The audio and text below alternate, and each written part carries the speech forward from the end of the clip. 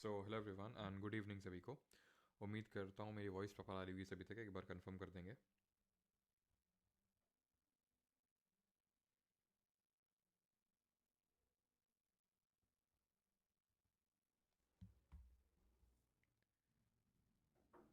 चलिए, good evening सभी को।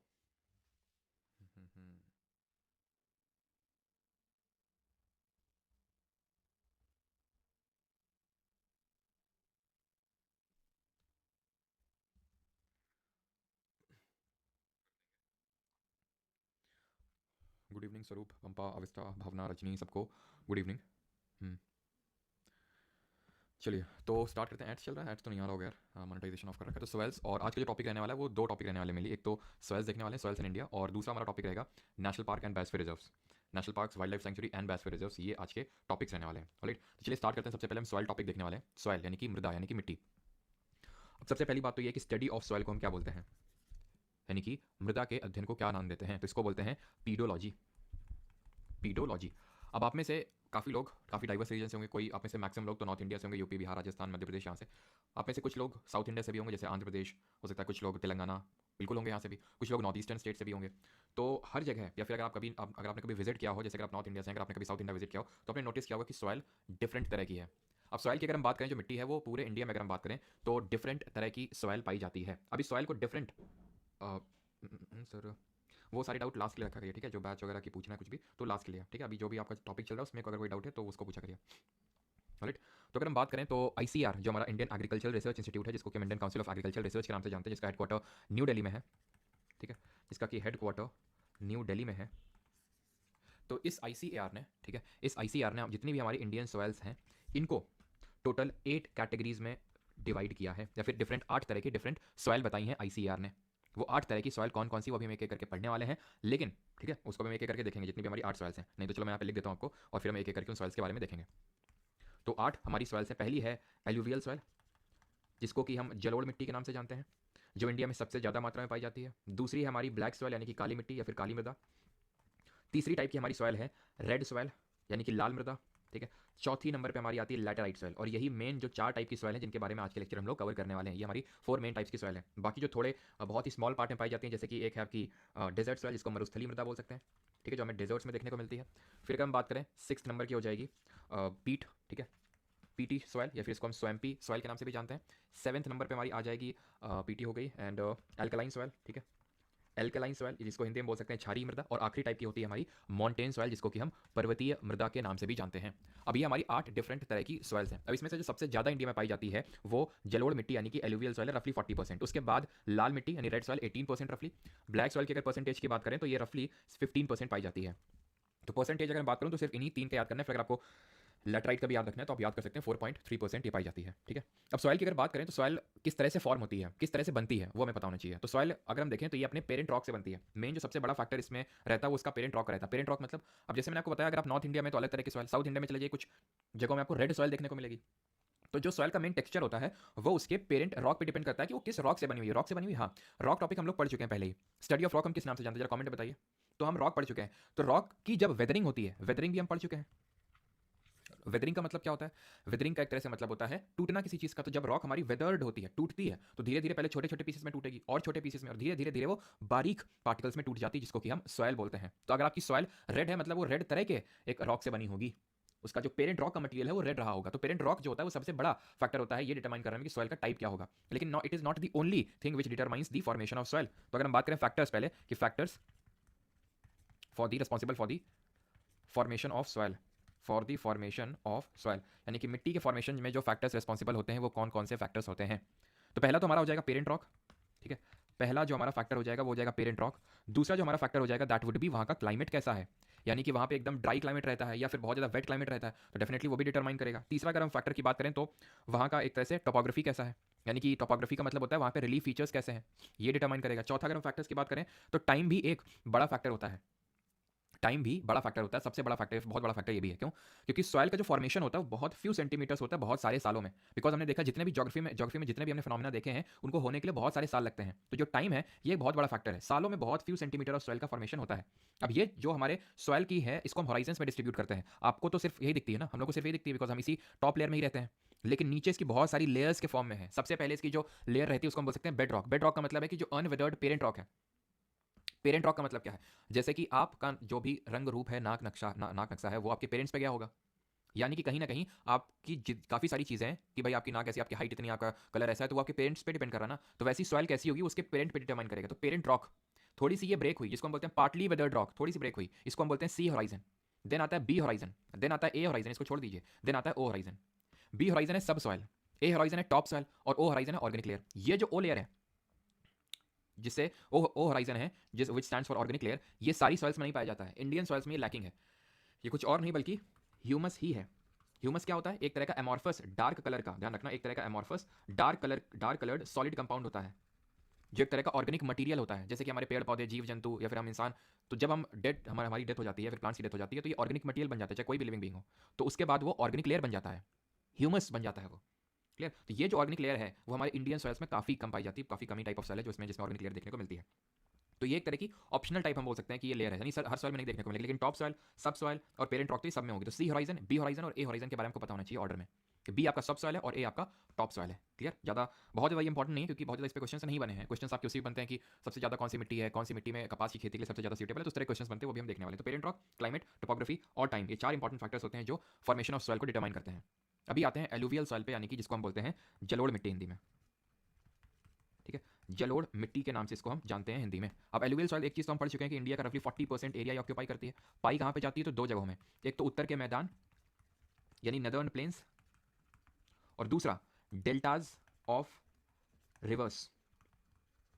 कौन कौन सी रिवर्स? जितनी भी ईस्ट फ्लोइंग रिवर्स हैं, या फिर यहाँ पे मैं पेनिनसुलर रिवर्स भी लिख दूँ तो कोई गलत नहीं होगा, जितनी भी हमारी प्रायद्वीपीय, अब क्योंकि अगर हम बात करें जैसे हमारा इंडिया है, ठीक है, तो नदर्न प्लेन्स में तो पाई जाएगा, वो हम पहले भी पढ़ चुके हैं, भाबर, तराई और एलुवियल फ्लड प्लेन्स, तो ये आपको पता चल गया। लेकिन जो हमारी गोदावरी, कृष्णा, कावेरी, महानदी, जितने ये डेल्टा बना रही हैं बे ऑफ बंगाल में, यहाँ पे भी आपको इनके डेल्टा में एलुवियल सॉइल यानी जलोढ़ मिट्टी देखने को मिलेगी। अब हम उस चीज़ को रिकॉल करते हैं जहाँ पे हमने पढ़ा था ये आपकी एलुवियल सॉइल है, तो हमने वहाँ पे क्या चीज़ पढ़ी थी, कहाँ पे, कि किस तरह से हमारी जो रिवर्स होती हैं वो यहाँ पे बड़े बड़े पत्थर पहले ला के इकट्ठा करती हैं, जिसको हम भाबर बेल्ट बोलते हैं, भाबर बेल्ट। देन इसके बाद आता है हमारा तराई बेल्ट, जहाँ पे स्ट्रीम्स ऑफ रिवर रीअपियर करती हैं, रीअमर्ज करती हैं, यहाँ पे डिसअपियर हो गई थी, यहाँ पे फिर से देखने को मिली थी। ये स्वैम्पी यानी कि दलदली क्षेत्र था, एंड इसके आगे हमें देखने को मिल रहा था alluvial flood plains. Alluvial flood plains, तो हमने देखा था कि जो एलुवियल फ्लड प्लेन्स हैं, बाढ़ के जो क्षेत्र है, वो दो कैटेगरी में इसको डिवाइड कर सकते हैं। एक तो वो क्षेत्र है जहाँ पे हर साल सॉइल जो होती है वो रिप्लेनिश होती है, वो रिप्लेस होती है, नई सॉइल हर बार वो देखने को मिलती है। ठीक है, तो हमने एलुवियल सॉइल को दो कैटेगरी में डिवाइड कर लिया था, खादर और भंगर। देखिए भाबर अलग चीज़ है, भाबर हमारा एक बेल्ट है, अगर आप ध्यान से देखें भाबर ये एक बेल्ट है जहाँ पे स्ट्रीम्स ऑफ रिवर बड़े बड़े पत्थर लाके डिपॉजिट कर रही थी। भांगर सॉइल, एलुवियल सॉइल का टाइप है। अब इसमें से कौन सी न्यू है और कौन सी ओल्ड? तो ये हमारी नई जलोढ़ है और ये हमारी पुरानी जलोढ़ है। ओल्ड एलुवियम है भांगर और न्यू एलुवियम है खादर, और ये ज़्यादा सूटेबल होती है एग्रीकल्चर के लिए एज कम्पेयर टू दिस। दोनों में कैल्सेरियस कंसेंट्रेशन यानी कि कंकड़ देखने को मिलते हैं, लेकिन इसमें हमने देखा था कि जो कैल्सेरियस कंसेंट्रेशन की जो मात्रा होती है वो अधिक होती है। ठीक, और जैसे कि हमने देखा था कि ये रिवर्स आई, ठीक है, जैसे कि ये हमारा इंडिया है, ठीक है, ये हमारा इंडिया, तो ये रिवर्स आई, तो यहाँ पे जो शिवालिक है उसके नीचे से ही हमें देखने को मिल जाता है ये भाबर, तराई और एलुवियल फ्लड प्लेन्स। ठीक है, भाबर और तराई में कौन वाइडर होता है, जरा बताइए कौन सा चौड़ा होता है? तो जब हम वेस्ट से ईस्ट की तरफ जाएंगे तो जो सैंड कंटेंट होगा वो डिक्रीज होता चलेगा। ठीक है, ये चीज़ आपको ध्यान रखनी है। क्लियर? तो आई होप एलुवियल सॉइल में आपकी सारी चीज़ें क्लियर हो गई होंगी कि कितना एरिया ऑक्यूपाई करता है, कहाँ पे पाई जाती है एलुवियल सॉइल, एंड कितने टाइप की एलुवियल सॉइल होती है। ठीक है, खाद से आप याद रख सकते हैं, मैंने पहले ही बताया था, खाद से याद रख सकते हैं कि भाई खाद मतलब अच्छी होती है ना। सर पुरानी क्लासेस नहीं मिले, वो भाई एप्लीकेशन पे है। बेटा कार्तिक हाय श्रेया मत करो, ये आंसर बताओ, मैंने कुछ पूछा था अभी। तराई सबका सही आंसर है। तराई इज दी वाइडर बेल्ट जिसका 15 किलोमीटर से लेकर 30 किलोमीटर तक का विड्थ होता है, और रफली 8 टू लेकर 16 किलोमीटर का भाबर का एक तरह से चौड़ाई होता है, फिर विड्थ होता है। ठीक है, चलो अब देखते हैं अपनी ब्लैक सॉइल को। ब्लैक सॉइल जैसे कुछ इस तरह से दिखती है। अब यहाँ पे आपको इसकी कैरेक्टरिस्टिक देखने को मिलेगी, बट बिफोर दैट ये कितना परसेंट एरिया ऑक्यूपाई करती है? 15 to 16% ये एरिया ऑक्यूपाई करती है। ठीक है, इसको हम वॉल्केनिक सॉइल के नाम से भी जानते हैं। वॉल्केनिक सॉइल के नाम से इसलिए इसको जानते हैं बिकॉज ये कंसिडर किया जाता है कि इसका जो ओरिजिन हुआ है वो वॉल्केनिक, मतलब एक तरह से ओरिजिन है, यानी कि वॉल्केनो की इरप्शन की वजह से ये बना है, ये टाइप की सॉइल बनी। अब वॉल्केनो की इरप्शन की वजह से कैसे? यहाँ पे तो क्योंकि अगर मैं इसके आपको बताऊँ इसका लोकेशन क्या है कि कहाँ पे ब्लैक सॉइल आपको काली मृदा देखने को मिलेगी, तो ये आपको north western part of Deccan plateau में देखने को मिलेगी, यानी कि जो उत्तर पश्चिमी क्षेत्र है दक्कन के पठार का, वहाँ पे आपको देखने को मिलेगी north western part of Deccan plateau. तो ये हमारा डेक्कन प्लेट्यू है, इसका जो नॉर्थ वेस्टर्न पार्ट है यानी कि ये यहाँ पे हमें ब्लैक सॉइल देखने को मिलेगी। ठीक। तो अगर हम देखें तो यहाँ पे दूर दूर तक कोई वोल्केनो नहीं है, बिकॉज हमने देखा था अंडमान निकोबार जो ग्रुप ऑफ आइलैंड है यहाँ पे हमें देखने को मिलते हैं, मिडिल और साउथ के बीच में यहाँ पे बैरन वोल्केनो, और यहाँ पे देखने को मिलता है नारकोंडम, यहाँ तो नहीं है। लेकिन जब हमने ये चीज़ पढ़ी थी कि जब ड्रिफ्टिंग हो रही थी कॉन्टिनेंट की, याद करो ये हमारा इंडिया जो है गोंडवाना लैंड का पार्ट था, ठीक है। तो जब ये टूटा था पूरा जो गोंडवाना लैंड से, एंड जब ड्रिफ्ट कर रहा था तो यहाँ पे वोल्केनिक एक्टिविटी हुई थी, जिसकी वजह से माना जाता है वहीं से ब्लैक सॉइल का जो है जन्म हुआ यहाँ पे north western part of Deccan plateau में। ब्लैक सॉइल की एक कैरेक्टरिस्टिक होती खासियत होती है कि इसमें सेल्फ फ्लोइंग कैरेक्टरिस्टिक होती है, स्व जुताई जिसको हम बोलते हैं कि कैरेक्टरिस्टिक होती है, सेल्फ फ्लोइंग कैरेक्टरिस्टिक। और एक चीज ध्यान रखना, यहाँ पे मैं एक चीज आपको बताना भूल गया, दैट वाज रिगार्डिंग कि ये एलुवियल सॉइल किसमें रिच होती है और किसमें पुअर होती है, ठीक है। तो एलुवियल सॉइल चीज ध्यान रखिएगा, जो हमारी जलोढ़ मिट्टी होती है दे आर रिच किसमें, ये रिच होती हैं पोटैश में, ठीक है, और पुअर होती हैं फॉस्फोरस में। फॉस्फोरस में कभी भी आपसे अगर ऑर्गेनिक मैटर के बारे में पूछ लेगा, ऑर्गेनिक मैटर भी इनमें बहुत कम होता है। जितनी भी हम इंडियन सॉइल्स पढ़ेंगे, चाहे वो एलुवियल हो, चाहे ब्लैक हो, चाहे लेटेराइट हो, चाहे रेड एंड येलो हो, उस सब में ऑर्गेनिक मैटर आपको कम ही मिलेगा, ह्यूमस कम ही मिलेगा। मैंने आपको पीछे भी बताया था। याद कैसे रख सकते हैं, बिकॉज पोटैश और फॉस्फोरस थोड़ा सा सिमिलर साउंडिंग टाइप लग रहा है। तो ऐसे याद रखो भाई, जो माचिस की तिलियां होती है ना, उसके हम आगे रेड फॉस्फोरस का यूज करते हैं ना, वो जो मसाला टाइप होता है। तो ऐसे याद कर लो कि अगर भाई रिच होता है एलुवियल सॉइल में फॉस्फोरस, तो क्योंकि ये नॉर्थ इंडियन के प्लेन्स में तो काफी देखने को मिलती है, यूपी बिहार में, तो लोग फिर अपने घर में माचिस बनाने लगते हैं। तो इस तरह से आप इसको याद कर सकते हो कि फॉस्फोरस कम ही होगा इनकी सॉइल में, ठीक है, पोटैश ज्यादा मात्रा में होता है। Not talking about the black soil, तो इनमें कैरेक्टरिस्टिक होती है जिसको हम बोलते हैं सेल्फ फ्लोइंग कैरेक्टरिस्टिक, यानी स्व जुताई बोलते हैं उसको, ठीक है। अभी स्व जुताई क्या होता है, सेल्फ फ्लोइंग कैरेक्टरिस्टिक। तो यहाँ पे आप एक चीज को ऑब्जर्व करिए कि इसमें काफी बड़े बड़े क्रैक्स आपको देखने को मिल रहे हैं। ये क्रैक्स देखने को मिल रहा है, काफी जोर की धूप भी पड़ रही है, आपको दिख रही होगी फोटो में, ठीक है। तो जब भी ये ड्राई होती है, ब्लैक सॉइल जब भी ड्राई होती है, जब भी ये ड्राई होती है, तो ये क्रैक्स डेवलप कर लेती है, ये क्रैक्स डेवलप कर लेती है। क्यों? सो दैट वाटर अंदर परकोलेट कर जाए इसमें, ठीक। और क्या होता है इसमें, और ये होता है कि जब ये वेट होती है, जब ये वेट होती है, जब खूब पानी पड़ता है, तो ये काफ़ी क्लेई नेचर की हो जाती है, फिर काफ़ी चिपचिपी हो जाती है, ठीक है। वैसे इसमें दरारें पड़ जाती हैं, और वैसे नहीं तो मतलब जब वेट होगी तो बहुत ही स्टिकी टाइप हो जाती है, चिपचिपी हो जाती है, सो दैट वाटर जल्दी परकोलेट ना कर पाए। इसीलिए इसको हम क्लेई सॉइल के नाम से भी जानते हैं, ठीक है। क्लेई टाइप हो जाती है। क्ले कैसा होता है, क्ले अगर आपने कभी देखा हो कि वाटर उसमें जल्दी परकोलेट नहीं करता, परकोलेट से मेरा मतलब नीचे जल्दी से नहीं रिसता है। तो इसीलिए ब्लैक सॉइल को हम बोलते हैं कि ये काफ़ी इम्परमिएबल सॉइल है, इम्परमिएबल सॉइल है, यानी कि वाटर इसमें जल्दी से परकोलेट नहीं करता है। एंड ब्लैक सॉइल को हम रेगुर के नाम से भी जानते हैं, ठीक है, इसको हम रेगुर के नाम से भी जानते हैं। और ये जो ब्लैक सॉइल है कॉटन यानी कि कपास की खेती के लिए सबसे ज़्यादा सूटेबल है। तभी अगर आप यहाँ पे देखें, जो ये वाला क्षेत्र है महाराष्ट्र गुजरात वाला, ये कॉटन के प्रोडक्शन में टॉप पे रहते हैं, जैसे अभी गुजरात टॉप पे चल रहा है, ठीक है। तो कल हम लोगों का एग्रीकल्चर वाला टॉपिक होगा, आपको बता दूं, कल हम लोग एग्रीकल्चर करेंगे, जो मैंने पिछले बैच में नहीं हुआ था, ठीक है। एग्रीकल्चर भी नहीं हो पाया था और मिनरल्स भी नहीं हो पाया था पिछले बैच में, तो एक तरह से वो कॉमन ही हो जाएगा। तो कल हम लोग ये सारी चीज़ देखेंगे, कॉटन को 210 फ्रॉस्ट फ्री डेज रिक्वायर्ड होते हैं, किस तरह की खरीफ होती है, राबी होती है, सारी चीज़ें हम देखेंगे, ठीक है। तो कल पूरा टॉपिक एग्रीकल्चर और एमसीक्यूज पे बेस्ड रहेगा, ठीक है। तो ये ब्लैक सॉइल हो गया, रेगुर के नाम से इसको जानते हैं, और कॉटन की कल्टिवेशन के लिए सबसे ये बढ़िया सूटेबल है। और इसकी अगर हम रिच पुअर की बात करें तो अगेन ये पुअर होती है बहुत ज़्यादा किसमें, ऑर्गेनिक मैटर में, और रिच किसमें होती है, यहाँ पे मैं दूसरे कलर से लिख देता हूँ इसमें, ठीक है। रिच अगर बात करेंगे तो ये तो यहाँ पे वाइट चलेगा क्या, एक सेकंड, तो यहाँ पे मैं लिख देता हूँ, बनेगा नहीं, चलो यहीं पे लिखता हूँ। रिच किस में होती है, तो ये रिच होती है आयरन में, ठीक है, एल्यूमिना में और लाइम में, ठीक है। लाइम, आयरन और एल्यूमिना में ये रिच होती हैं। बाकी पुअर होंगी आपकी ऑर्गेनिक मैटर में। Moving on towards the next type of soil and that is red soil, लाल मिट्टी। लाल मिट्टी सबसे ज़्यादा पाई जाती है, सेकंड नंबर पे आती है, यानी कि फर्स्ट नंबर पे एलुवियल 40%, देन आती है रेड सॉइल 18%, थर्ड नंबर पे ब्लैक सॉइल आती है 15%। रेड सॉइल को अगर हम बात करें तो ये कहाँ पे पाई जाती है, जहाँ पे लो रेनफॉल एरियाज होते हैं, जहाँ पे कम वर्षा होती है, लो रेनफॉल। अब कल हम लोगों ने मानसून पूरा पढ़ा था, तो आप बता सकते हो कि रेनफॉल कहाँ कहाँ कम हो रही थी। तो याद करिए, ये हमारे थे वेस्टर्न घाट, पश्चिमी घाट, यहाँ पे हो रही थी ओरोग्राफिक रेनफॉल यानी कि पर्वतीय वर्षा। कहाँ पे हो रही थी पर्वतीय वर्षा, जो ये वेस्टर्न साइड है, जो किसका विंडवर्ड साइड है, जो इसका विंडवर्ड साइड है, और ये जो ईस्टर्न साइड है इसको हम बोलते हैं लीवर्ड साइड। इधर वाला वेस्टर्न साइड विंडवर्ड और ईस्टर्न वाला हो जाएगा leeward side, windward and leeward. तो जो लो रेनफॉल एरिया है वो हमारा लीवर्ड साइड है, जिसकी वजह से हमें ये जो रेड सॉइल है वो कहाँ देखने को मिलेगी, जैसे कि आपका कर्नाटका वाला रीजन हो गया, piedmont zone of Western Ghats, piedmont zone of Western Ghats. मैं आपको बता दूं पीडमॉन्ट जोन का मतलब क्या होता है, ये है आपके वेस्टर्न घाट्स। तो ये जो एरिया होता है ना, जहाँ पे माउंटेन बर्स्ट प्लेन को टच कर रहा है, उसको पीडमॉन्ट जोन बोलते हैं, ध्यान रखना।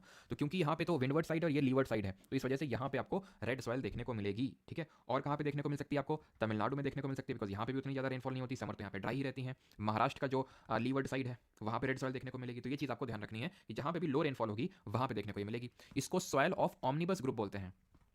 सॉइल ऑफ ऑमनिबस ग्रुप क्यों बोलते हैं भाई, ऑमनिबस का मतलब ये होता है एक बुक जिसमें कि बहुत सारी बुक्स का संग्रहण, उसको हम ऑमनिबस बोलते हैं। तो कुछ इसी तरह से जो हमारी रेड सॉइल होती है वो ग्रेनाइट और ग्नीस जो होता है उसकी वेदरिंग से बनती है। इन दोनों टाइप की जो रॉक होती है उनकी वेदरिंग, ग्रेनाइट हमने पढ़ा था, ये हमारी इग्नियस तरह की आग्नेय चट्टान होती है, और ग्नीस किस तरह की होती है, मेटामॉर्फिक यानी कि कायांतरित या फिर रूपांतरित चट्टानों में से एक है। तो इनकी जब वेदरिंग होती है तब हमारी रेड सॉइल का निर्माण होता है। अब रेड सॉइल अगर कभी पूछ ले रेड होती क्यों है, तो ध्यान रखना ये लॉ ऑक्साइड यानी आयरन ऑक्साइड के प्रेजेंस की वजह से इसका जो कलर है वो रेड कलर होता है।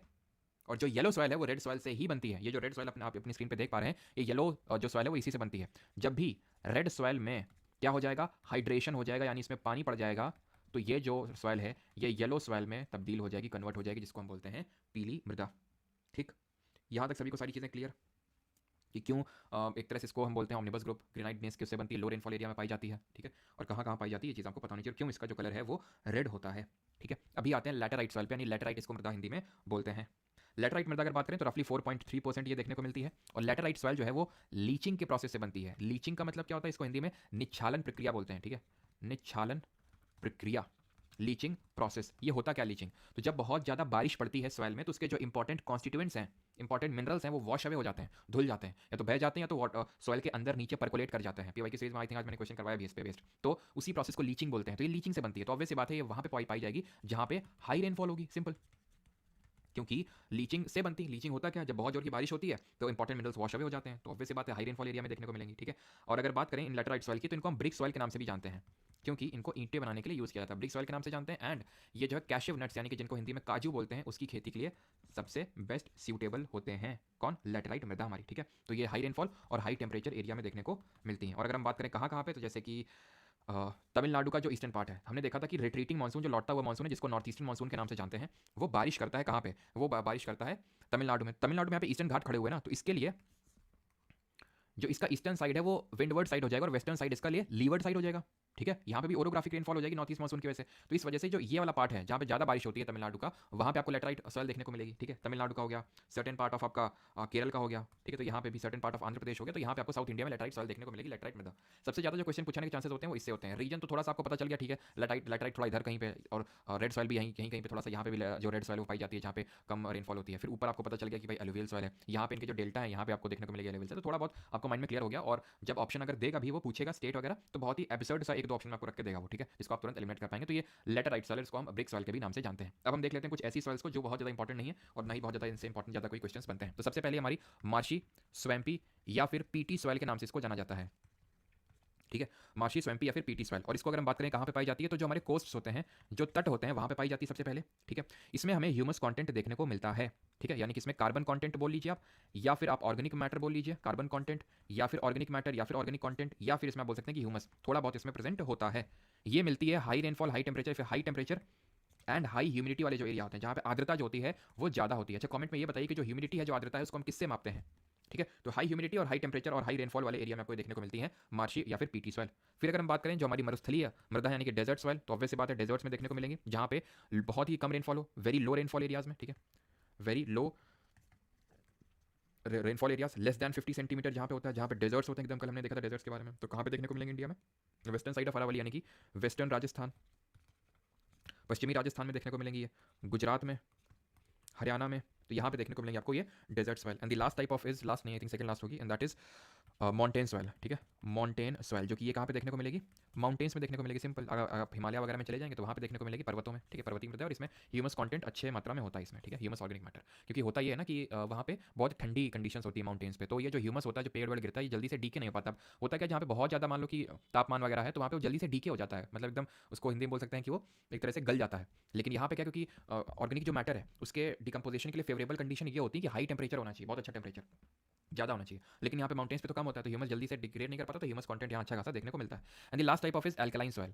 ठीक है, क्षारीय मृदा बोल सकते हैं, ये वहाँ पे पाई जाती हैं जहाँ पे रेट ऑफ इवेपोरेशन ज़्यादा होता है as compare to rate of precipitation, यानी कि बारिश कम होती है और धूप बहुत पड़ती है, जिसकी वजह से ये वाटर जो है इवेपोरेट कर जाता है, लिविंग बिहाइंड दी सॉल्ट। तो इन टाइप ऑफ सॉइल्स में हमें सॉल्ट कंटेंट अच्छा खासा देखने को मिलता है, इसलिए इनको हम एल्कलाइन सॉइल के नाम से जानते हैं।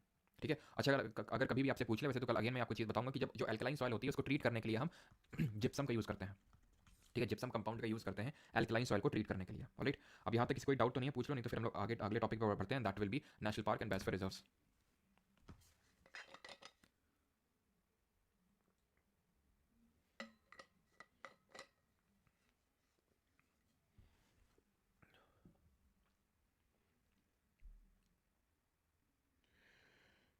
विच soil has maximum water holding capacity? बताया तो आपको, ब्लैक सॉइल।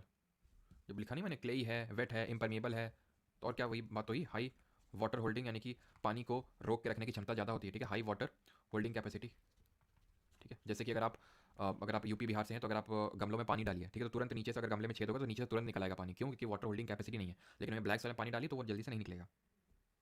एसिडिक सॉइल के लिए लाइम यूज़ करते हैं, मैं आपको कल पढ़ाऊंगा ये चीज़, है ना। कल का लेक्चर भी इंपॉर्टेंट होगा, बिकॉज एग्रीकल्चर से भी क्वेश्चन आते हैं आपके। और सिल्वर फॉक्स की केमिस्ट्री में पढ़ेंगे हम लोग, ठीक है, प्लास्टर ऑफ पेरिस वगैरह, वो उनके नंबर ऑफ वाटर मॉलिक्यूल्स पे डिपेंड करता है, ठीक है, कि 2H2 है कि हाफ H2 है। प्लास्टर ऑफ पेरिस में हाफ H2 होता है, जिप्सम में 2H2 होता है, ठीक है, तो उस पर डिपेंड करता है, जो हम लोग केमिस्ट्री में पढ़ेंगे। अभी आ जाते हैं national parks and biosphere reserves and wild life sanctuary. तो पहले आपको मैं थोड़ा सा डिफरेंस बताता हूँ, वैसे तो डिफरेंस आपके एग्जाम में पूछेगा नहीं, बिकॉज आपसे जो क्वेश्चन यहाँ पे पूछता है वो डायरेक्टली पूछता है कि कहाँ पे इसका लोकेशन है, ठीक है, लोकेशन बेस्ड आपसे क्वेश्चन बनते हैं, बट फिर भी देख लेते हैं। तो नेशनल पार्क जिसको राष्ट्रीय उद्यान बोलते हैं, और एक होते हैं हमारे वाइल्ड लाइफ सेंचुरी भी, ठीक है, वाइल्ड लाइफ सेंचुरी। तो होता कुछ ऐसा है कि नेशनल पार्क और वाइल्ड लाइफ सेंचुरी में अभी मेनली पहले डिफरेंस देखो। बायोस्फीयर रिजर्व हमारा एक बहुत बड़ा टर्म है। नेशनल पार्क में हम क्या करते हैं, फ्लोरा और फौना को प्रोटेक्ट करते हैं। फ्लोरा का मतलब होता है पेड़ पौधे यानी कि प्लांट्स, एंड फौना का मतलब होता है एनिमल्स। यहाँ पे हम प्रोटेक्ट करते हैं एनिमल्स को, ठीक, यहाँ पे प्लांट्स को, यहाँ पे एनिमल्स को, फ्लोरा और फौना इसको बोलते हैं, ठीक। वहीं अगर हम बात करें वाइल्ड लाइफ सेंचुरी, ये डेडिकेटेड होते हैं सिर्फ फौना के प्रोटेक्शन के लिए, यानी सिर्फ एनिमल्स को यहाँ पे प्रोटेक्ट कर रहे हैं। बायोस्फीयर रिजर्व्स क्या होते हैं, बायोस्फीयर रिजर्व्स के अंदर आपके नेशनल पार्क भी आ सकते हैं एक से ज़्यादा, और वाइल्ड लाइफ सेंचुरी, यानी कि बायोस्फीयर रिजर्व एक बड़ा टर्म है। बायोस्फीयर रिजर्व की अगर हम बात करें तो इसको 3 एरियाज में डिवाइड किया जाता है। कोर, या तो चलो अभी मैं चलो बता देता हूँ, अभी core, buffer and transition zone, इस तरह से होता है। ये कोर जोन होता है, ये बफर जोन होता है, ट्रांजिशन जोन होता है। इसको हम 3 पार्ट में डिवाइड करते हैं सो दैट यहाँ पे लिमिटेड ह्यूमन एक्टिविटी को वो किया जाए। जैसे कि कोर जोन है, तो कोर जोन में बिल्कुल भी ह्यूमन एक्टिविटी प्रोहिबिटेड है, कोर जोन में जहाँ पे हमारे जीव जंतु रह रहे हैं। फिर बफर जोन में अगर बात करें तो थोड़ा बहुत परमिटेड है, जैसे कि रिसर्च एक्टिविटीज वगैरह हो गया, तो ये थोड़ा बहुत परमिटेड है, घूमना वगैरह, रिसर्च एक्टिविटी। कोर में बिल्कुल कुछ परमिटेड नहीं है। और ट्रांजिशन में बिल्कुल ह्यूमन यहाँ पे रह सकते हैं, ह्यूमन हैबिटेशन पॉसिबल है, ठीक है। तो एक तरह का ट्रांजिशन है, ट्रांजिशन बिटवीन द आउटर जो है हमारा और बफर जोन के बीच में। तो यहाँ पे ज़्यादातर चीज़ें आपकी परमिटेड हैं कि यहाँ पे आप अपने जो जीव जंतु उनको चराने के लिए ला सकते हैं, ठीक है। तो ये सारी चीज़ें यहाँ पे परमिटेड है। तो इसको 3 पार्ट में डिवाइड करते हैं बायोस्फीयर रिजर्व को। खैर वो हम अभी सबसे लास्ट में पढ़ेंगे बायोस्फीयर रिजर्व, लेकिन पहले स्टार्ट करते हैं नेशनल पार्क्स, यानी कि राष्ट्रीय उद्यान के बारे में पढ़ेंगे, और विद ट्रिक देखेंगे कि कौन से नेशनल पार्क किस स्टेट में है, ठीक है। तो सबसे पहले हमारा स्टेट है दैट इज असम, ठीक है। सबसे पहला हमारा स्टेट है असम, ठीक है। तो असम की अगर हम बात करें तो असम में आपको देखने को मिलेंगे Manas, Orang, Nameri, Kaziranga national park, Dehing Patkai national park और डिब्रू सैखोवा नेशनल पार्क।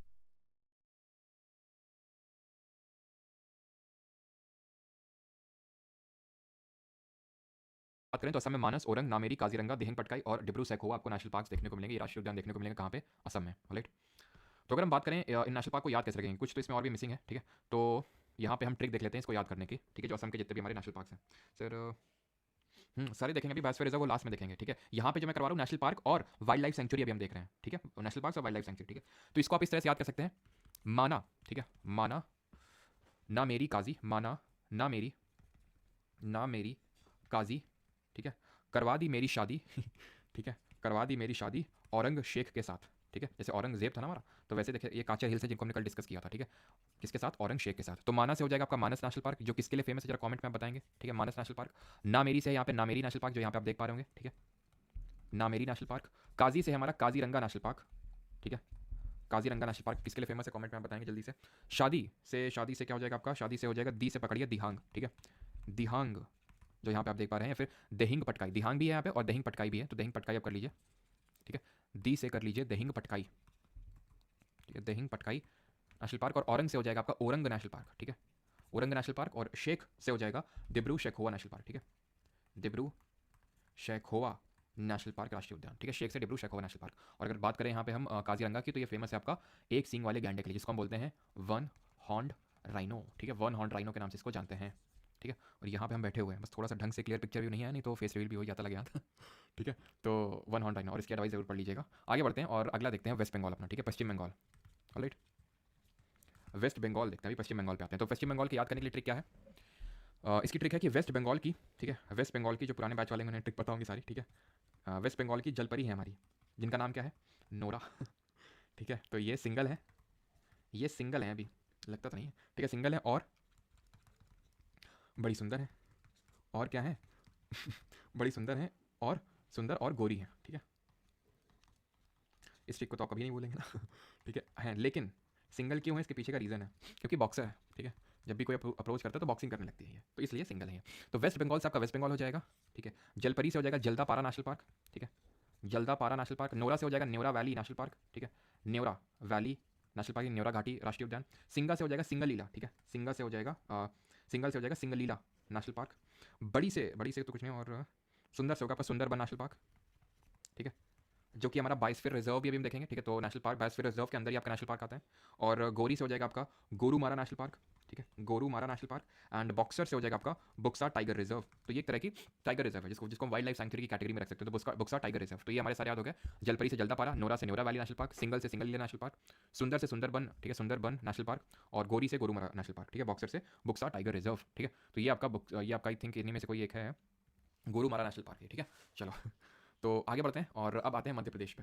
तो एमपी पे आते हैं और एमपी के नेशनल पार्क देखते हैं। तो यहाँ पे आप देख पा रहे होंगे पालपुर कुनो वाइल्ड लाइफ सेंचुरी, पन्ना, संजय नेशनल पार्क, संजय गांधी अलग है, ठीक है, ध्यान रखना, ठीक है, संजय नेशनल पार्क है, संजय गांधी नेशनल पार्क आपका आंध्र प्रदेश में पड़ेगा, आंध्र प्रदेश और कर्नाटक के बॉर्डर पे ही है वो, तो वो नीचे है साउथ इंडिया में। बांधवगढ़ है यहाँ पे, कान्हा है, बालाघाट है, पेंच है, सतपुड़ा है, ठीक है, और मेलघाट है यहाँ पे। बाकी तो सारे याद नहीं करने होते हैं, ठीक है, सारे याद नहीं करने होते, जितने इंपॉर्टेंट होते हैं सिर्फ वही। तो अगर हम बात करें मध्य प्रदेश में कौन कौन से हैं, और ये चीज़ हमने पढ़ी थी कि एमपी में हाईएस्ट फॉरेस्ट रिजर्व है, ठीक है, यहाँ का जो फॉरेस्ट रिजर्व है वो सबसे फॉरेस्ट कवर है वो सबसे हाईएस्ट है। और परसेंटेज टर्म्स में किसका सबसे हाईएस्ट है कमेंट में जल्दी से बताएंगे। तो इस तरह से आप इसको याद करिए कि जो एमपी है, एमपी के जो संजय और माधव हैं, एमपी के संजय और माधव वो अपने बंधु, ठीक है, ऐसे याद कर सकते हैं। देखिए बाकी अगर आपको याद है और अगर आप वैसे याद कर सकते हैं इसको, जैसे कि आपको पहले से 4-5 याद है और एक दो एक्स्ट्रा हो रहे हैं, तो ट्रिक मत यूज़ करिएगा, ज़्यादा बेटर रहेगा, ठीक है। मैं ट्रिक इसलिए बता रहा हूँ कि एकदम जो अगर आप बिगनर हैं और अगर आपको याद करना है तो इसलिए बता रहा हूँ ताकि तुरंत याद हो जाए। बाकी अगर आपको याद है पहले से रिपीटेड तरीके से क्योंकि आपने बहुत बार रिवाइज किया, तो मेरे हिसाब से तो आप बस उसको एक जो दो एक्स्ट्रा आपको मिले बस उसको याद कर लीजिएगा, ठीक है। तो माधव अपने बंधु, ठीक है, अपने बंधु कान्हा से मिलने 5 पैसे लेकर पान खाकर, ध्यान रखना, पान खाकर मंडे मंडे को 7 बजे वैन से पहुंचे, 7 बजे वैन से पहुंचे। तो एमपी से तो एमपी हो जाएगा, मध्य प्रदेश हो जाएगा आपका। देन संजय से हो जाएगा आपका संजय नेशनल पार्क जो हमने अभी देखा था, ठीक है, संजय नेशनल पार्क। माधव से हो जाएगा आपका माधव नेशनल पार्क। बंधु से हो जाएगा आपका बांधवगढ़। कान्हा से हो जाएगा कान्हा नेशनल पार्क। और इसी में आपका जो एक मोगली मूवी नहीं बनी, वो क्या है, मोगली वगैरह, ठीक है, फूल किले हैं जंगल में, वैसा करके कोई गाना है, तो वो कान्हा नेशनल पार्क में ही वो रुडयार्ड किपलिंग ने लिखा था उसको पूरे उसको, और वो कान्हा नेशनल पार्क में जब उन्होंने विजिट किया था तो उसी पे ही वो बेस्ड था, ऐसा माना जाता है। 5 से हो जाएगा पेंच टाइगर रिजर्व, ठीक है। 5 से हो जाएगा पन्ना टाइगर रिजर्व, ठीक है, 5 से तो हो गया पेंच, और पन्ना 5 से हो जाएगा पन्ना टाइगर रिजर्व। और पन्ना की अगर बात करें तो ये किस चीज़ के लिए फेमस है जरा बताइए कमेंट में। मंडे से हो जाएगा आपका मंडोला नेशनल पार्क, उतना इंपॉर्टेंट नहीं है। 7 से हो जाएगा सतपुरा नेशनल पार्क, सतपुरा की हाईएस्ट पीक जरा कमेंट बताइए। और वैन से हो जाएगा वन विहार नेशनल पार्क, ठीक है। तो जो पन्ना है हमारा, हमने पता है ये डायमंड के लिए फेमस है ना, हीरे के लिए फेमस है। बाकी हम लोग की जो परसों वाली क्लास होगी वो मिनरल्स पे बेस्ड रहेगी, ठीक है, जितने भी कौन सा कोल कहाँ पे ज़्यादा पाया जाता है, कौन सी माइन कहाँ पे। और सतपुरा की हाईएस्ट पीक है धूपगढ़, ठीक है। चलिए अगला देख लेते हैं। तो असम हो गया, वेस्ट बंगाल हो गया, एमपी हो गया, अभी आ जाते हैं राजस्थान पे, ठीक है। राजस्थान पे आ जाते हैं अभी। तो राजस्थान के जितने हमारे नेशनल पार्क हैं उनको इस तरह से याद कर सकते हैं कि राजा मुकुंद जी हैं हमारे, ठीक है, राजा मुकुंद इज रनिंग, ठीक है, Raja Mukund is running in sari in desert, ठीक है, इन डेजर्ट। लेकिन क्यों, ठीक है, राजा जी क्यों दौड़ रहे हैं साड़ी में, इसके पीछे कुछ तो कारण होगा। तो राजा से है हमारा राजस्थान, मुकुंद से है मुकुंदरा हिल नेशनल पार्क, ठीक है, मुकुंद से है मुकुंदरा हिल नेशनल पार्क। रनिंग से अगर बात करें तो रनिंग से है रणथंभौर नेशनल पार्क, रनिंग से हो जाएगा रणथंभौर नेशनल पार्क। साड़ी से अगर बात करें तो हो जाएगा आपका सरिस्का टाइगर रिजर्व है, ये नेशनल पार्क भी है, टाइगर रिजर्व भी है। एंड डेजर्ट से अगर बात करें तो डेजर्ट नेशनल पार्क, डेजर्ट तो हमारा राजस्थान में ही है ज़्यादातर, तो इस तरह से याद कर सकते हैं। एंड क्यों से हो जाएगा केवला देव नेशनल पार्क, ठीक है, केवला देव नेशनल पार्क। यहाँ पे हमारा एक वेटलैंड भी है, आर्द्र भूमि भी है, केवला देव घाना नेशनल, केवला देव उसको लेक बोलते हैं, ठीक है, केवला देव घाना नेशनल पार्क के नाम से भी जाना जाता है। और केवला देव यहाँ पे लेक है जो कि रामसार साइट, आपको पता होगा कि हमारा रामसार ईरान में एक कन्वेंशन हुआ था जिसको कि हम रामसार कन्वेंशन बोलते हैं 1971 में, जहाँ पे ये कन्वेंशन मतलब एक तरह से अडॉप्ट किया गया था कि हम जितनी भी वेटलैंड्स हैं आर्द्र भूमि उनको प्रोटेक्ट करेंगे। 1971 में कन्वेंशन हुआ था, रामसार जगह है ईरान में। तो इसके तहत एक मॉन्ट्रेक्स रिकॉर्ड होता है, MONTRUEX रिकॉर्ड। उस मॉन्ट्रेक्स रिकॉर्ड में 2 इंडियन साइट हैं जो एक तरह से हम बोल सकते हैं वेटलैंड्स ऑफ इंटरनेशनल इंपॉर्टेंस। तो 2 इंडिया से हैं, उसमें से एक केवला देव लेक है, फिर केवला देव ये जो नेशनल पार्क के पास आपका वेटलैंड पड़ता है केवला देव घाना, ये उसमें इंक्लूडेड है। दूसरा कौन सा है अभी हम आगे देखेंगे, ठीक। अभी आ जाते हैं अपने उत्तर प्रदेश पे, राजस्थान देख लिया हम लोगों ने, ठीक है, राजस्थान के तो देख लिया। अभी आ जाते हैं किस पे, अभी आ जाते हैं उत्तर प्रदेश पे। उत्तर प्रदेश का मैप है क्या, नहीं, चलो कोई नहीं, उत्तर प्रदेश पे आ जाते हैं और यूपी के इंपॉर्टेंट नेशनल पार्क और वाइल्ड लाइफ सेंचुरी देख लेते हैं। तो यूपी में ऐसे याद कर सकते हैं कि यूपी के पीलीभीत, ठीक है, यूपी के पीलीभीत के जो नवाब थे, ठीक है, उनकी बेटी थी, उनका नाम था चंद्रप्रभा, ठीक है, उनकी बेटी का नाम था चंद्रप्रभा। तो वो चंद्रप्रभा जो है वो चंबल नदी के किनारे, बिकॉज हमें पता है जो चंबल नदी है वो यूपी और एमपी के बॉर्डर पे फ्लो होती है ना, तो चंबल के किनारे दूध से नहाते हुए उसको देखा गया, ठीक है, दूध से नहा रही थी। यूपी के पीलीभीत के नवाब की बेटी थी चंद्रप्रभा, वो चंबल नदी किनारे दूध से नहा रही थी, ठीक है, दूध से नहा रही थी, ठीक है। तो अगर बात करें यूपी से तो यूपी हो जाएगा, पीलीभीत से हो जाएगा पीलीभीत टाइगर रिजर्व है, ध्यान रखना, ठीक है, पीलीभीत टाइगर रिजर्व है। नवाब से अगर बात करें तो ये नवाब बर्ड सेंचुरी है, ध्यान रखना, नवाब बर्ड सेंचुरी है ये, ठीक है। तो वाइल्ड लाइफ सेंचुरी हमने पढ़ा था, वाइल्ड लाइफ सेंचुरी क्या होती है, जो फौना को प्रोटेक्ट करती है, यानी कि एनिमल वाइल्ड लाइफ को प्रोटेक्ट करती है। तो नवाब बर्ड सेंचुरी है। चंद्रप्रभा आपको देखने को मिलेगी, चंद्रप्रभा ये एक तरह की वाइल्ड लाइफ सेंचुरी ये भी, ठीक है, वाइल्ड लाइफ सेंचुरी, यानी कि यहाँ पे फौना को प्रोटेक्ट किया जा रहा है। चंबल से हो जाएगा आपका चंबल वाइल्ड लाइफ सेंचुरी, ठीक है। एंड दूध से हो जाएगा दुधवा नेशनल पार्क, ठीक है, दुधवा राष्ट्रीय उद्यान, क्लियर। अभी आ जाते हैं किस पे, अभी आ जाते हैं उत्तर प्रदेश के ऊपर उत्तराखंड पे। उत्तराखंड के अगर नेशनल पार्क की बात करें तो यहाँ पे आपको देखने को मिलेंगे जिम कॉर्बेट, जो इंडिया का फर्स्ट नेशनल पार्क है, ठीक है। जिम कॉर्बेट नेशनल पार्क जो इंडिया का सबसे पहला नेशनल पार्क राष्ट्रीय उद्यान है, जिसको 1936 में सेटअप किया गया था। तब इसका नाम हुआ करता था हेलीज राष्ट्रीय उद्यान, हेलीज नेशनल पार्क। फिर इसका कुछ टाइम तक रामगंगा नेशनल पार्क भी रहा इसका नाम, ठीक है, रामगंगा राष्ट्रीय उद्यान। फिर अगर हम बात करेंगे, दूसरा है हमारा राजा जी नेशनल पार्क, राजा जी राष्ट्रीय उद्यान। तीसरा है नंदा देवी नेशनल पार्क, ठीक है, नंदा देवी राष्ट्रीय उद्यान। चौथा है हमारा वैली ऑफ फ्लावर्स, ठीक है। ध्यान रखना silent valley national park Kerala में है, ऐसे याद करो, वहाँ के लोग, वहाँ की लिटरेसी रेट सबसे ज़्यादा है, तो वहाँ के लोग साइलेंट रहते हैं, ठीक है। और यहाँ पे फ्लावर्स ही फ्लावर्स रहते हैं उत्तराखंड में, तो valley of flowers national park. और हो जाएगा आपको आपका गंगोत्री नेशनल पार्क, ठीक है, गंगोत्री नेशनल पार्क। तो इसको ऐसे याद कर सकते हैं कि जो हमारे राजा जी हैं, उत्तराखंड के राजा जी हैं, वो अपने जिम्मी के लिए जिमी देवी के लिए फ्लावर्स लेके गए गंगा नदी के किनारे, तो ऐसे करके आप इसको याद कर सकते हैं। And let me tell you कि जो जिम कॉर्बेट नेशनल पार्क है, इसी में ही प्रोजेक्ट टाइगर को लॉन्च किया गया था। जो हमारा प्रोजेक्ट टाइगर है वो इसी नेशनल पार्क पे लॉन्च किया गया था। प्रोजेक्ट टाइगर की अगर बात करें तो इसकी शुरुआत 1973 में हुई थी, 1973 में। इसी तरह हमारा एक चलता है प्रोजेक्ट एलिफेंट, कोई बता सकता है वो कब स्टार्ट हुआ था? इस पर भी क्वेश्चन पूछ लेता है। प्रोजेक्ट एलिफेंट, तो ये स्टार्ट हुआ था 1992 में, ठीक है, 1992 में ये स्टार्ट हुआ था, क्लियर। फिर हम आते हैं, यूके हो गया हमारा, उत्तराखंड हो गया, अब आ जाते हैं गुजरात पे। गुजरात पे आ जाते हैं। गुजरात में ऐसे याद कर सकते हैं कि भाई गुजरात में मेरी, ठीक है, गुजरात में मेरी ब्लैक वैन, ठीक है, गुजरात में मेरी ब्लैक वैन बीच पर, ठीक है, बीच पर गिर गई, ठीक है, गिर गई, इसको इस तरह से याद कर सकते हैं, गुजरात में मेरी ब्लैक वैन बीच पर गिर गई। तो मेरी से हो जाएगा आपका मरीन नेशनल पार्क, ठीक है, marine national park. And black van से हो जाएगा आपका ब्लैक बक नेशनल पार्क, ठीक है, फिर black buck wildlife sanctuary. तो ब्लैक बक वही है हमारा जिसका हमारे सैल्मन भाई ने पोचिंग करी थी जिसकी, ठीक है, black buck wildlife sanctuary, है ना, काला हिरन। बीच की अगर बात करें तो बीच से तो आई थिंक नहीं होगा कोई, यहाँ पे गिर से होगा, गिर राष्ट्रीय उद्यान, ठीक है, गिर नेशनल पार्क। और यहाँ पे आपका एक लिटिल रन ऑफ कच्छ नहीं आएगा, यहाँ पे गिर गई नहीं है, ठीक है, कोई नहीं, यहाँ पे little Rann of Kutch wild life sanctuary भी है, एक लिटिल रन जॉब का है ये, लिटिल रन ऑफ कच्छ। ये फेमस है वाइल्ड एस के लिए, वाइल्ड एस जो जंगली गधा होता है उसके लिए फेमस है, ध्यान रखना, लिटिल रन ऑफ कच्छ, जो कि गुजरात में लोकेटेड है, ठीक है। तो ये भी हो गया हमारा। अब आते हैं किस पे, अगला स्टेट कौन सा बचा, अगला किसका क्या, हिमाचल, ठीक है, हिमाचल प्रदेश पे। तो हिमाचल प्रदेश की अगर बात करें तो यहाँ कौन कौन से नेशनल पार्क हैं? एक तो पिन वैली नेशनल पार्क है, ठीक है, एक हमारा इंदर किला नेशनल पार्क, और सिंबलवाड़ा, ठीक है, Simbalbara national park, great Himalaya national park, ठीक है, ग्रेट हिमालय नेशनल पार्क।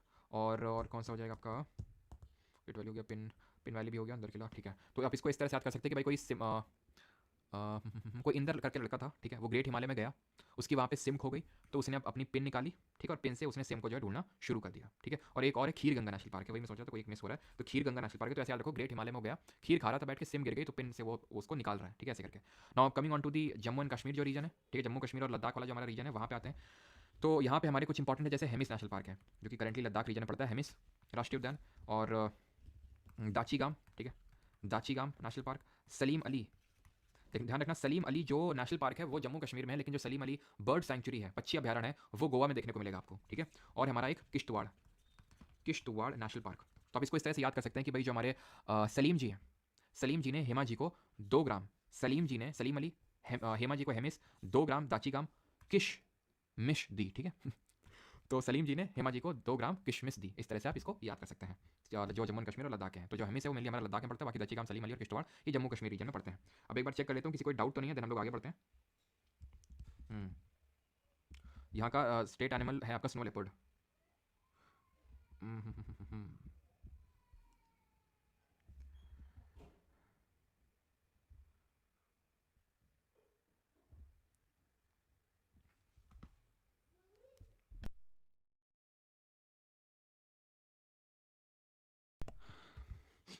हाँ बिल्कुल, वो हंगुल के लिए फेमस है, जो दाचीगाम है ये हंगुल के लिए फेमस है, सही है, ठीक है। और थोड़ा आप लोगों को आज बैकग्राउंड नॉइज सुनने को मिल सकता है, ठीक है। हंगुल नेशनल पार्क, ठीक है, तो इसने मतलब शी इज़ माई नीस और दिमाग खराब करके रखती है पूरे दिन। ठीक है, तो थोड़ा सा बैकग्राउंड नॉइस आपको कुछ दिन के लिए हो सकता है, एक हफ्ते के लिए देखने को मिले, फिर नहीं होगा, ठीक है।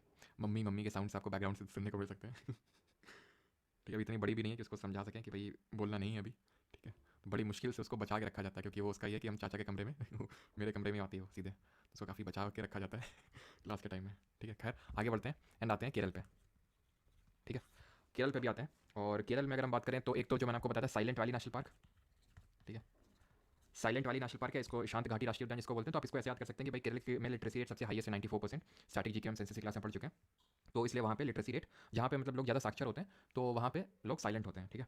एंड पेरियार नेशनल पार्क, ठीक है, पेरियार नेशनल पार्क है यहाँ पे। और तीसरा है हमारा एराविकुलम, ठीक है, एराविकुलम नेशनल पार्क। तो ये 3 यहाँ पे नेशनल पार्क हमें देखने हैं केरल में। देन आते हैं तमिलनाडु पे। तमिलनाडु में अगर हम बात करें तो हमारे एक अनाईमुडी, ठीक है, अनाईमुडी हमने देखा था कि हाईएस्ट पीक भी है, और अनाईमुडी यहाँ पे नेशनल पार्क भी देखने को मिलेगा एक्चुअल में केरल और तमिलनाडु के बॉर्डर पे, बिकॉज जो अनाईमुडी हमने पीक देखी थी वो केरल में थी, है ना। तो अनाईमुडी जो नेशनल पार्क है वो यहाँ पे आपको देखने को मिलेगा। मुदुमलाई, ठीक है, मुदुमलाई नेशनल पार्क आपको देखने को मिलेगा। देन इंदिरा गांधी, ठीक है, इंदिरा गांधी नेशनल पार्क, ठीक है, और गुंडी, ठीक है, GUINDY है ये, ठीक है, गुंडी नेशनल पार्क। और एक है हमारा मन्नार, ठीक है, गल्फ ऑफ मन्नार, मन्नार की खाड़ी राष्ट्रीय उद्यान गल्फ ऑफ मन्नार।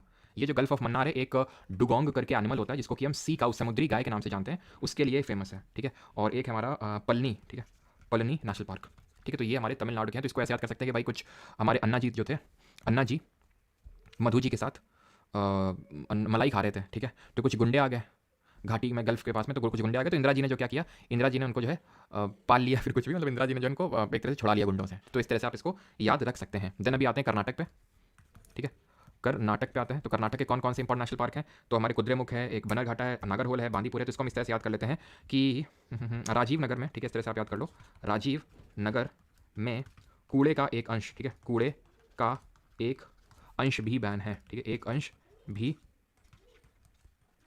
बैन है, ठीक है। तो राजीव से अगर बात करें, राजीव नेशनल पार्क, ठीक है, जिसको कि हम नागरहोल नेशनल पार्क के भी नाम से जानते हैं, ध्यान रखना, ये राजीव गांधी नेशनल पार्क के नाम से जानते हैं, ठीक है। और इसको हम किस नाम से जानते हैं, नागरहोल के नाम से भी, ठीक है। ये एक्चुअल में आंध्र और कर्नाटक के एकदम बॉर्डर पे पड़ता है, ठीक है, नागरहोल नेशनल पार्क।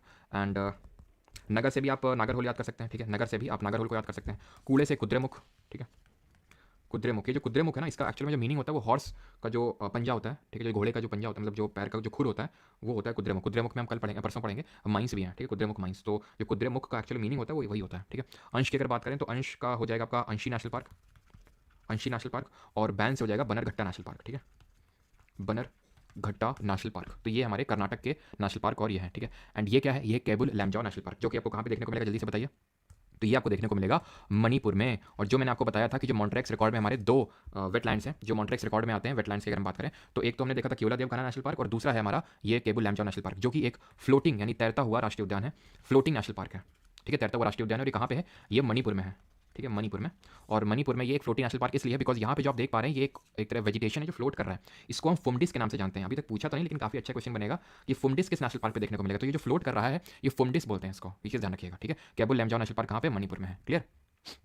और बाकी तो मणिपुर में और तो कुछ नहीं है। अच्छा ये बताओ जल्दी से कि किस स्टेट को हम मोलासिस बेसिन के नाम से जानते हैं, ये मैंने आपको बताया होगा। मोलासिस बेसिन के नाम से किस स्टेट को, किस राज्य को हम मोलासिस बेसिन के नाम से जानते हैं, जल्दी से बताइए। तो ये हमने देख लिया केबुल लैमजाओ नेशनल पार्क, जो कि लोकटक लेक में हमें देखने को मिलता है। अब आगे बढ़ते हैं और सिक्किम में देखते हैं। जैसे सिक्किम में तो अभी देखेंगे कंचनजंगा नेशनल पार्क है, जो कि biosphere reserve, Kanchenjunga biosphere reserve के अंदर आता है, ठीक है, कंचनजंगा राष्ट्रीय उद्यान है यहाँ पे आपका। और आई थिंक छत्तीसगढ़ के भी हम लोग के मिसिंग है। छत्तीसगढ़ के कौन कौन से हैं, तो छत्तीसगढ़ में आपका इंद्रवती है, Indravati national park, Kanger valley national park, Kanger घाटी राष्ट्रीय उद्यान जिसको बोलते हैं, Kanger valley national park. And Guru Ghasidas national park, Guru Ghasidas national park आपको देखने को मिलेगा छत्तीसगढ़ में। ये इंद्रावती किसकी ट्रिब्यूटरी, जरा कमेंट में बताइए जल्दी से। तो छत्तीसगढ़ हो गया। और हमारा उड़ीसा, ठीक है, उड़ीसा की अगर बात करें तो उड़ीसा में है आपके भीतरकनिका, ठीक है, भीतरकनिका जो आपका राष्ट्रीय उद्यान है। एंड सिंप्लीपल टाइगर रिजर्व, ठीक है, सिंप्लीपल एंड भीतरकनिका, सिंपल, इसमें 2 ही याद रखना आपको, भीतरकनिका और सिंप्लीपल, ठीक है। और कौन सा स्टेट बाकी सीखे मुझे, बिहार बाकी है आपका ना, ठीक है, मेन राज्य तो अभी बाकी है हमारा बिहार, ठीक है। तो बिहार में अगर बात करें तो एक ही आपको याद रखना है, that is Valmiki tiger reserve, Valmiki national park या तो याद कर लो, एक तरह का टाइगर रिजर्व है, ठीक है। एंड झारखंड भी हमारा बच रहा है। झारखंड में एक तो याद रखो आप बेटला नेशनल पार्क, बेटला और पालामू, ठीक है, बेटला और पालामू नेशनल पार्क। मणिपुर भी हो गया हमारा, उड़ीसा भी हो गया, बिहार भी हो गया। और कुछ कोई बाकी है अभी, कुछ कोई बच तो नहीं रहा है अभी, एक बार रिकॉल करवाना, सारे स्टेट हो गए ना।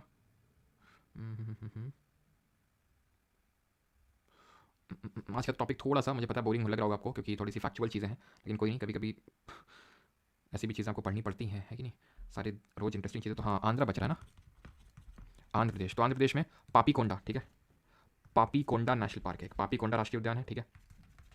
और एक तो वाइल्ड लाइफ सेंचुरी जब हम पढ़ेंगे नागार्जुन सागर, कोरिंगा, ठीक है, कोरिंगा वाइल्ड लाइफ सेंचुरी, ये आपकी पड़ेगी। और वैसे तो है और भी हैं, गुंडला वगैरह है, लेकिन इंपॉर्टेंट नहीं है। एक तो पापीकोंडा हो गई, कोरिंगा हो गई, 2 इसमें याद रखना, याद करनी तो गुंडला याद कर सकते हो, लेकिन उतना इंपॉर्टेंट नहीं है। पापीकोंडा और कोरिंगा याद रखना अच्छे से, ठीक है। चलिए अभी आगे बढ़ते हैं और देखते हैं अपने आखिरी टॉपिक पे आते हैं, दैट इज बायोस्फीयर रिजर्व।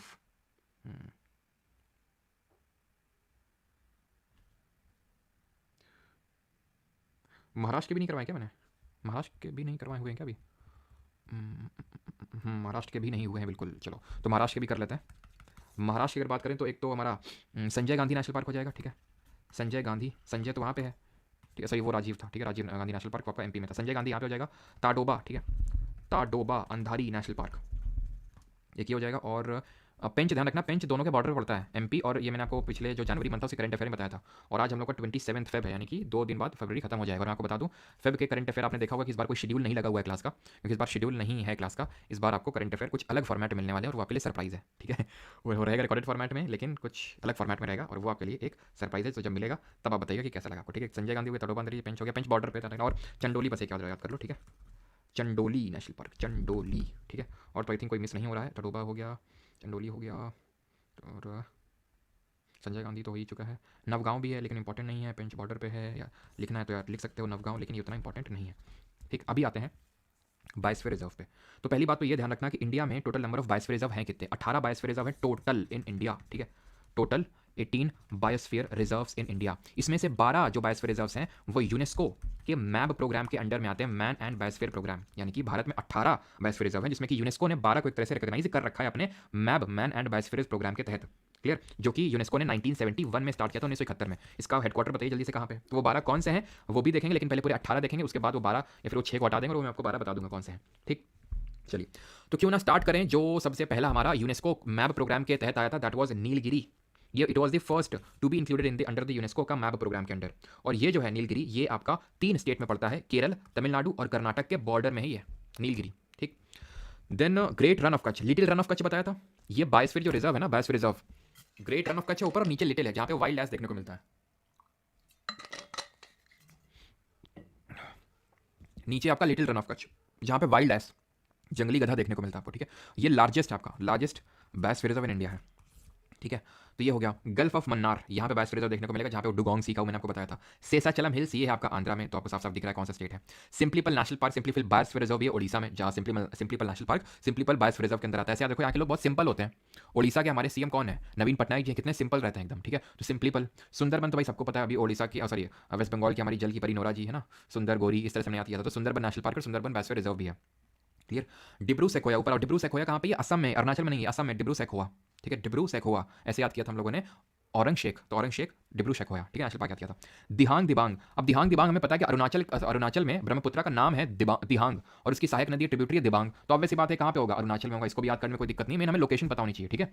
मानस, ठीक है, ये भी हमने देख लिया। मानाना काजी, तो मानस है, मानस नेशनल पार्क जो असम में है, तो मानस वाइल्ड लाइफ सेंचुरी, मानस नेशनल पार्क, मानस वाइल्ड लाइफ सेंचुरी, ये दोनों आते हैं मानस बायोस्फीयर रिजर्व के अंडर।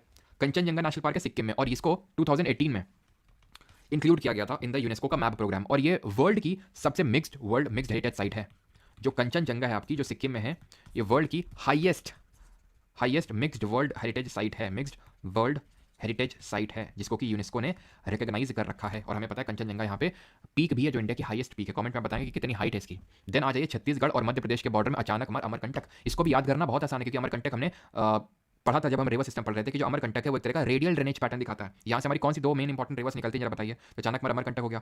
पन्ना यहाँ पे मध्य प्रदेश में भी पढ़ा था। पंचमढ़ी, ठीक है, पंचमढ़ी जिसको क्वीन ऑफ सतपुरा के नाम से जानते हैं, यहाँ पे धूपगढ़ हाईएस्ट पीक भी देखने को मिलती है, पंचमढ़ी मध्य प्रदेश में, ठीक है। देन आएंगे आप उत्तराखंड में, नंदा देवी नेशनल पार्क देखने को मिलेगा, नंदा देवी पीक भी है। हिमाचल प्रदेश में अगर बात करें तो यहाँ पे आपको कोल्ड डेजर्ट भी देखने को मिलेगा, कोल्ड डेजर्ट बायोस्फीयर रिजर्व देखने को मिलेगा, ठीक है। और एक छूट रहा है कोई, मेघालय में होगा आपका नॉकरेक, ठीक है, नॉकरेक बायोस्फीयर रिजर्व। कितने हो गए एक बार गिन लेते हैं इसको।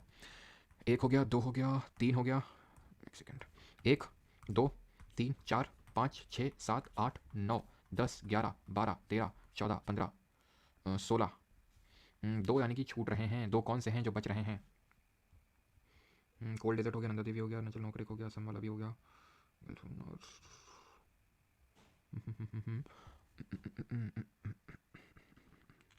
कंचनजंगा भी, हाँ ठीक ठीक ठीक ठीक ठीक। यहाँ पे आपकी अगस्त मलाई छूट रही है, ठीक है। अगस्त मलाई जो है ये छूट रही है, मलाई हमारी, जो कि तमिलनाडु में है, ठीक है। और कोई छूट रही है? हाँ, एक तो यहाँ पे लिखा हुआ है, आंखों के सामने से छूट रहा है, दैट इज ग्रेट निकोबार, ठीक है। ग्रेट निकोबार जो कि अंडमान निकोबार, हमें पता है, हमने पढ़ा था कि ये north Andaman, middle Andaman, south Andaman, little Andaman, car Nicobar, great Nicobar. तो ग्रेट निकोबार है, यहाँ पे हमें देखने को मिलेगा great Nicobar wild life sanctuary.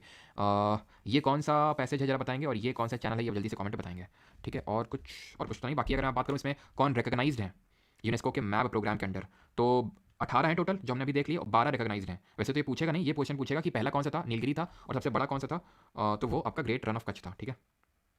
और कुछ तो यहाँ से क्वेश्चन नहीं बनेगा। नहीं, ठीक, चलो। तो अभी इस पे आ जाते हैं। That this is your Duncan passage, जो साउथ अंडमान को लिटिल अंडमान से अलग कर रहा है, और ये हमारा 10 डिग्री चैनल है जो पूरे अंडमान ग्रुप ऑफ आइलैंड को निकोबार ग्रुप ऑफ आइलैंड से अलग कर रहा है। एंड ये आपका साउथ अंडमान को लिटिल अंडमान से भी अलग कर रहा है, ठीक। क्लियर। अब किसी को कोई डाउट होगा तो वो पूछ लेगा जल्दी से। तो लेटेस्ट आपका इसमें पन्ना रहा है, ठीक है। लेटेस्ट पन्ना रहा है, 2020 में स्क्वाड ऑन किया गया था, उससे पहले 2018 में कंचनजंगा को किया गया था, ठीक है। इसको कहीं कहीं खंडजंगा भी बोलते हैं, खंडजंगा, ठीक है। यहाँ कंचनजंगा लिखा हुआ है, कहीं कहीं पे KH भी लिखा होता है। बिल्कुल सही है, कोई डाउट नहीं, ओके। तो अब इसके क्वेश्चंस आई थिंक कल करना सही रहेगा, क्योंकि यार कल वाले टॉपिक के भी क्वेश्चंस रिमेनिंग है। तो कल एग्रीकल्चर छोटा सा टॉपिक होगा, ठीक है, जिसमें कि मैक्सिमम हम लोग का मैक्सिमम आई थिंक 1 घंटे से ज़्यादा तो नहीं होना चाहिए वो टॉपिक। तो कल हम लोग क्वेश्चंस करेंगे, ठीक है। कल वाले टॉपिक के भी, आज वाले टॉपिक के भी, और कल जो हमारा एग्रीकल्चर का भी होगा उसका। तो कल जो हमारा मेन लेक्चर रहेगा वो एग्रीकल्चर जो छोटा सा कंपोनेंट है वो देखेंगे, राबी खरीफ ज़्यादा थोड़ा सा बहुत, कौन किस में टॉप प्रोड्यूसर है। एंड देन उसके बाद हम कल क्वेश्चंस करने वाले हैं, राइट। सर आप ये सब कैसे याद रखते हैं? देखो कूनो, अच्छा कूनो नहीं बताया क्या? कूनो मध्य प्रदेश में नहीं बताया क्या? कूनो भाई नोट कर लेना, MP में है, सॉरी। कूनो, अच्छा कूनो नहीं हुआ है, ठीक है। तो कूनो याद रख लेना, कूनो ग्वालियर में जो पड़ता है आपका मध्य प्रदेश में, जहाँ पे आपके वो चीता लाए गए थे, ठीक है, कूनो नेशनल पार्क, ठीक है, ये भी है। तो याद कर, तो यार ऐसा है ना कि बार बार रेपिटेशन से वो याद हो ही जाता है। तो आप भी अगर बार बार वो चीज़ को रिवाइज करेंगे तो याद हो जाएगा आपको भी।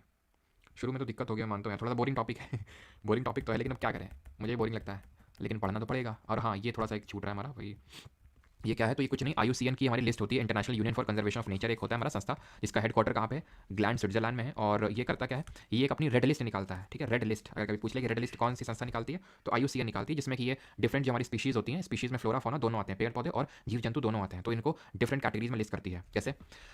एक तो वो जिनका डेटा ही नहीं लिया गया है, ठीक है। दूसरे वो जो लीस्ट कंसर्न है, ठीक है, ज़्यादा, क्योंकि उनकी अच्छी खासा मात्रा है। नियर थ्रेटेंड यानी कि वो थ्रेटेंड की कैटेगरी में, वल्नरेबल मतलब कि थोड़ा सा और डेंजर है, एंडेंजर और डेंजर बढ़ रहा है, क्रिटिकल एंडेंजर बहुत कम मात्रा में पाए जा रहे हैं। एक्सटिंक्ट इन दी वाइल्ड यानी कि विलुप्त हो चुके हैं, एक्सटिंक्ट पूरी तरह से विलुप्त। वाइल्ड का मतलब ये है कि आपको वाइल्ड में देखने को नहीं मिलेंगे, हो सकता है कहीं पे, कहीं किसी चिड़ियाघर में कहीं पे कुछ कंजर्व करके उनको रखा गया हो, ठीक है। अभी एक चीज़ और बाकी है, वो भी अभी देखना है, रखा गया हो। तो ये एक तरह से एक्सटिंक्ट का मतलब खत्म, खत्म होने की बस कगार में, ये इक्का दुक्का बचे हैं, ये भी एकदम कगार में, तो मतलब ये रिस्क बढ़ते लेवल पे है। तो ये चीज़ आपको पता होनी चाहिए, ठीक है। चलिए, तो IUCN, और एक चीज़ यहाँ पे, एंड दैट इज कि इन सितु और एक्स सितु कंजर्वेशन क्या होता है? इन सितु कंजर्वेशन और एक्स सितु कंजर्वेशन क्या होता है? इन सितु कंजर्वेशन का मतलब ये होता है कि जहाँ पे वो पर्टिकुलर एनिमल या फिर प्लांट फ्लोरा फोना रह रहा है, जहाँ पे वो पाया जाता है, उसके ओरिजिनल हैबिटेट में अगर आप उसका कंजर्वेशन कर रहे हो तो उसको इन सितु बोलते हैं। कहीं पे उसको उठा के कहीं और ले जा रहे हो, उसको एक्स सितु बोलते हैं। जैसे कि हमारे चिड़ियाघर जो होते हैं, जिनको हम जू पार्क्स भी बोलते हैं, बोटानिकल गार्डन हो गया, ठीक है, बोटानिकल गार्डन करके मेट्रो स्टेशन भी ना दिल्ली में, बोटानिकल गार्डन हो गया। तो ये होते हैं एक्सितु कंजर्वेशन की साइट्स होती हैं। राष्ट्रीय उद्यान जो नेशनल पार्क हो गए, वाइल्ड लाइफ सेंचुरी हो गई हमारी, ठीक है, वाइल्ड लाइफ सेंचुरी हो गई, बायोस्फीयर रिजर्व हो गया, तो ये सब इन सितु कंजर्वेशन दिखाते हैं हमारा। इन सितु का मतलब है जहाँ के हैं वहीं पे, एक्सितु का मतलब है कहीं बाहर से, ठीक है।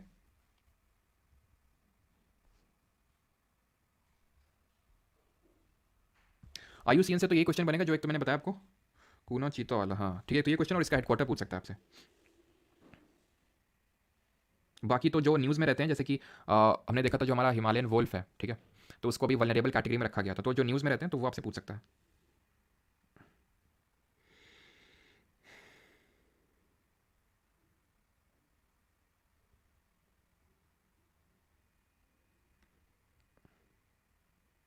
तो जो न्यूज़ में आपके रहते हैं तो उससे क्वेश्चन बन सकता है, बाकी तो और कुछ इससे ज़्यादा क्वेश्चन बनता नहीं है IUCN से, ठीक है। रेड डेटा बुक होती है, रेड लिस्ट पब्लिश करता है, ये पता होना चाहिए। 1964 में बना था, लेकिन कोई बहुत ज़्यादा इंपॉर्टेंट चीज़ है नहीं, ठीक है, कि 1964 में बना था, पूछा जाएगा नहीं, बट हेडक्वार्टर आपको पता होना चाहिए।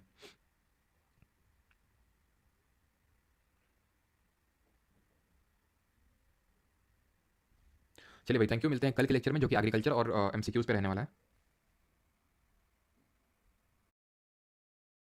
कितना में आता है और कितना नहीं आता है? रेड डेटा बुक वही होता है, रेड लिस्ट और रेड डेटा बुक, ठीक है। और 7 कैटेगरीज होती हैं आपकी, ध्यान रखना। एक तो 1 2 3 4 5 6 7 8 हो जाएंगे ना। डेटा इंसफिशिएंट भी आप एक कैटेगरी मान सकते हो।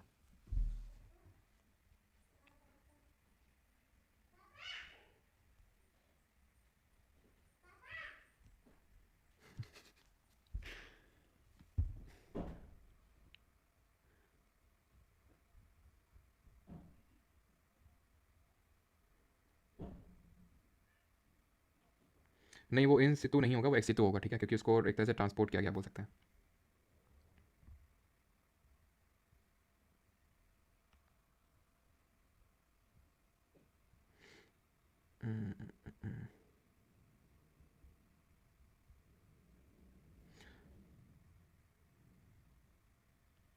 चलिए भाई, थैंक यू सर। GK में फुल मार्क्स नहीं आ रहे हैं, फुल मार्क्स नहीं आएंगे जीके में, ठीक है। जीके में आपको अप्रोच करना है कि कितना ज़्यादा आप स्कोर कर सकते हो, फुल मार्क्स मत उस पर एम करो, है ना। सर मैं कल आपका कोर्स खरीदा बट गलती से 2.0 में के बदले रिकॉर्डेड खरीद लिया सर प्लीज़। वो स्वरूप घोष तुमसे गलती नहीं हुई है, ठीक है, तुम पहले टेस्ट कर रहे थे, है ना। गलती कैसे हो सकती है, मुझे ये नहीं समझ में आ रहा भाई। पहले तो जीके 2.0 बैच था ना, पहले तो वही था। तो गलती से अगर होता तो चलो ये इसमें गलती हो तो मान भी सकते हैं, और ऊपर से जो रिकॉर्डेड उसमें ब्रैकेट में भी रिकॉर्डेड लिखा हुआ है, तो गलती कैसे हो जाती है मुझे पता नहीं चलता ये, ठीक है। कि बस सीधे सीधे आप गए और खड़ा से क्लिक किया और बस आपने पेमेंट कर दिया।